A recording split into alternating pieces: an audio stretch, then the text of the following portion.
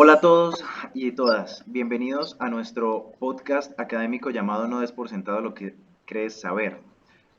Hoy nos adentraremos en una disciplina fascinante que intenta responder a una pregunta fundamental y es ¿qué significa ser humano? ¿Qué nos hace humanos? ¿Cómo ha sido el desarrollo de la humanidad en sus distintas aristas sociales, políticas y evolutivas?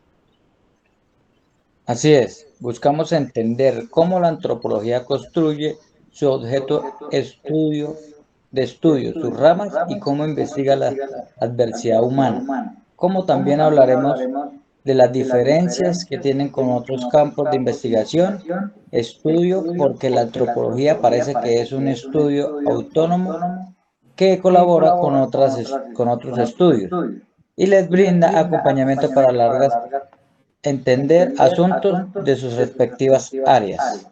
Claro, además este recorrido nos servirá como una guía detallada para repasar los conceptos fundamentales que se evalúan en cualquier curso de antropología o ciencias sociales. Exacto, por un lado veremos la mirada holística e integradora que propone Kotak y por el otro la perspectiva más crítica y social que nos aporta la escuela platense de Ringelet, Argenti, Atademo, Salva y Weisgas. Empecemos. Para poner sobre la mesa los cimientos del tema de hoy, debemos comenzar con el concepto ¿qué es la antropología? ¿Cómo se come?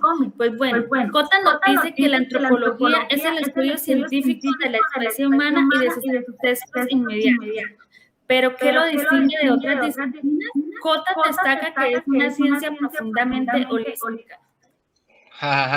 Pero volvemos a lo mismo. ¿Qué es eso de holística? Apenas hemos comenzado y ya estás bombardeando conceptos por todos lados.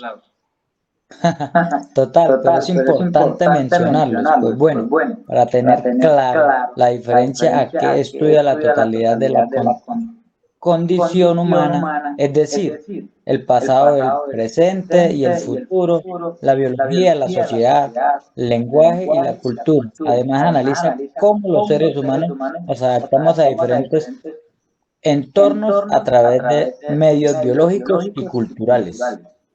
Un aspecto clave de Cota es la perspectiva comparativa y transcultural. La antropología no puede sacar conclusiones sobre la naturaleza humana estudiando a una sola sociedad, como por ejemplo la occidentalidad. Por el contrario, necesita comparar diversas culturas para verificar los rasgos universales y cuáles son particulares de cada cultura, cada región. Y pues claro, si solamente analizamos y estudiamos una sola cultura, nos vamos a quedar sin otros grupos de personas las cuales comparar y contrastar a los primeros. Claro, si todos fuéramos iguales, realmente no habría mucho por descubrir. La cultura estaría estructurada de manera única y singular, un solo lenguaje, unas costumbres globales, una manera universal de ver el mundo, pero sin embargo no es así, porque lo lindo de la humanidad es precisamente la diversidad, ¿no? Los infinitos matices que nos componen como Homo sapiens, distintas culturas, comportamientos, ideas y costumbres. Y enganchando esto con el texto de Ringelet, los autores remarcan que la antropología es una ciencia construida en torno a tensiones centrales, como lo biológico versus lo cultural y lo universal versus lo particular. Estudia las semejanzas, diferencias y transformaciones sociales o a lo largo del tiempo. Bueno, entonces, ¿qué carajos hace la antropología tan distinta a la sociedad, la historia o la psicología? ¿Por qué desde afuera parecen primas hermanas? Luisa, arranca tú. A ver, la clave está en tres cosas: el holismo, la comparación transcultural y la inmersión.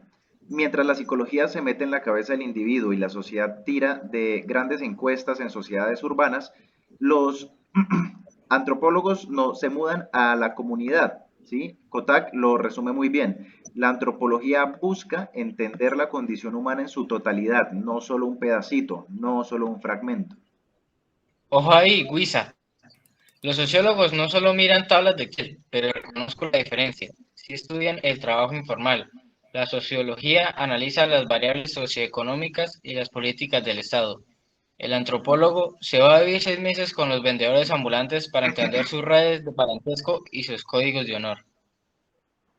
Y con la historia pasa algo similar con las fuentes. Yo me encerré en un archivo a revisar documentos del siglo XIX, pero la antropología no necesita que haya papeles escritos. Con la arqueología y la etnografía abarca toda existencia humana desde comunidades orales hasta el origen biológico. O sea, que para sintetizarlo, ¿cuál sería el superpoder de la antropología frente a los demás? La antropología se distingue de otras ciencias humanas y sociales por su enfoque holístico y comparativo, el cual examina la totalidad de la experiencia humana desde la evolución biológica hasta la cultural y el lenguaje, sin limitarse a las sociedades occidentales, mediante el uso de la etnografía y el trabajo de campo prolongado. Logra captar las dinámicas reales de la vida cotidiana en lugar de depender únicamente de datos cuantitativos o registros escritos. De este modo, en lugar de buscar leyes universales o abstractas sobre la mente y la sociedad, su propósito central es comprender profundamente cómo se experimenta la condición humana en cada contexto cultural específico. Bueno, ahora que ya entendemos lo general y básico de la antropología, entremos un poquito más. Luis, ¿por qué según entiendo la antropología está dividida en ramas distintas? ¿Que nos contaras cómo es que está dividida? Claro, mira, la antropología general tiene 4 ramas que abarcan su estudio. La primera es la antropología cultural o social, que estudia la sociedad y la cultura examinando costumbres, creencias y comportamientos. Y sobre este particular, Kotak diferencia 2 pilares. Primero, la etnografía, que corresponde al trabajo de campo de primera mano en una comunidad específica. Básicamente es la observación, ¿sí? La experiencia directa con el grupo social que se quiere estudiar. Y he ahí la primera diferencia con otras áreas del conocimiento, como ya lo mencionamos, la experiencia directa que debe tener el antropólogo para realizar el estudio de un grupo social. Y el segundo pilar es la etnología, que es el análisis comparativo transcultural que busca teorizar y generalizar a partir de datos etnográficos, es decir, que es el que organiza los datos y la información recolectada en el ejercicio de la etnografía y les da una interpretación, un análisis. La segunda rama es la antropología arqueológica o la antropología simple. Esta reconstruye, recibe e interpreta el comportamiento humano y los patrones culturales a través de los restos materiales de organizaciones sociales que pueden encontrarse en tales como cerámicas, herramientas, ruinas y hasta basura orgánica. Es curioso, ¿no? ¿Cómo podemos llegar a conocer tanto de nuestro pasado como humanos a partir de elementos de tantos años de antigüedad, como por ejemplo el examen de huesos de animales, que nos permite saber qué animales fueron sacrificados y cuáles se comían, y si esas especies eran domesticadas o eran salvajes, si vivían de domesticar animales o de la caza? Esto permitía entender si tenían asentamientos fijos o se desplazaban constantemente en busca de alimento. También se puede obtener información sobre el comercio, por ejemplo, las personas que se alimentaban de materias primas disponibles en el área local o de dónde provenían. Si no se alimentaban de plantas locales, eso podía sugerir una actividad comercial. Igual sucede con las vasijas, ¿no? Pues cuando se descubre que los materiales que usaban los lafareros no estaban disponibles localmente, sugiere sistemas de comercio y asimismo conexiones culturales. Y lo de la basura es increíble, hasta chistoso puede sonar, pero claro, nos ayuda a comprender qué consumían esas personas, qué utilizaban, con qué frecuencia. La arqueología es un área del conocimiento que nos ayuda a entender cómo éramos antes, lo cual es impresionante. Bueno, sigamos. Yo sé que hay tanto por hablar acerca de cada cosa que nos ofrece la antropología, que podríamos tardar días enteros desmenuzando el tema. Pero bueno, la tercera rama es la antropología biológica o física, que investiga la diversidad biológica humana en el tiempo y el espacio. Abarca la evolución paleantropológica y paleontológica, simplemente la genética, la plasticidad biológica del cuerpo y la primatología. Tenemos muchas, ¿eh? Total. Ja. Y frente a este particular, fíjate cómo a partir de la paleoantropología podemos estudiar la evolución humana según el registro fósil. Y aquí tenemos que mencionar también la gran utilidad que tiene la antropología, porque recuerdan que mencionamos que sirve para otras áreas del conocimiento, para que se ilustren sobre temas que les corresponde conocer. Pues bien, en este caso, la paleontología se conecta directamente con el estudio de la biología y sobre todo también con la medicina. porque claro, a partir de los fósiles podemos conocer la genética humana, los cambios fenotípicos de nuestros semejantes antepasados, el desarrollo en el tiempo de nuestras características, la plasticidad biológica, como por ejemplo la capacidad del cuerpo para hacer frente a tensiones como el calor, el frío y la altura. ¡Qué locura! Cada cosa es más impresionante y curiosa que la anterior. Lástima que el tiempo nos apremie tanto y tengamos que pasar a lo siguiente. Y pues bueno, la cuarta es la antropología lingüística, que analiza el lenguaje en su contexto social y cultural, viendo cómo la lengua moldea nuestras relaciones y visiones del mundo. Y no solamente los diferentes idiomas, sino que también dentro de un mismo idioma hay tanta diversidad como por ejemplo los acentos, según la geografía. Y acá en nuestro país lo podemos ver. Los santanderianos, mano, hablamos muy diferente a los rolos delicados y un poquito dormidos, mano, que dan como a veces ganas de despertarlos a punta de cocoteros. Diferente a los costeños, que no se les entiende una mondano, joda. Y muy diferente a los neas, hombre, que también tienen un acento muy particular, que son los paisitas. Vale la pena señalar que Cota también propone la antropología aplicada. Esta dimensión utiliza los conocimientos de las 4 subdisciplinas para resolver problemas del mundo real en campos como la salud pública, la educación o el diseño de políticas públicas. Al actuar como un puente entre la teoría y el praxis, no solo diagnostica dinámicas socioculturales, sino que diseña soluciones éticas y contextualmente viables. Un ejemplo claro es la antropología aplicada, donde los profesionales evalúan cómo las creencias locales influyen en la aceptación de tratamientos farmacológicos, permitiendo a las instituciones de salud rediseñar campañas de vacunación respetando las prácticas de la comunidad. También, por ejemplo, en la creación de una reserva natural, el profesional evalúa cómo las comunidades locales aprovechan los recursos del bosque para diseñar planes de conservación participativos que protejan la biodiversidad sin privar a los habitantes de los medios de la subsistencia.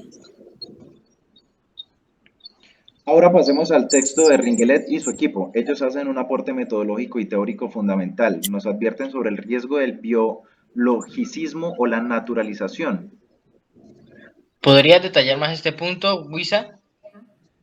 Claro, tendemos a pensar que ciertas conductas o desigualdades, como de género, de clase social o raciales, son naturales o puramente biológicas. Pues Ringelet demuestra que la cultura es una construcción social e histórica, por lo que aquello que llamamos natural en el comportamiento humano es casi siempre producto del aprendizaje y de relaciones sociales.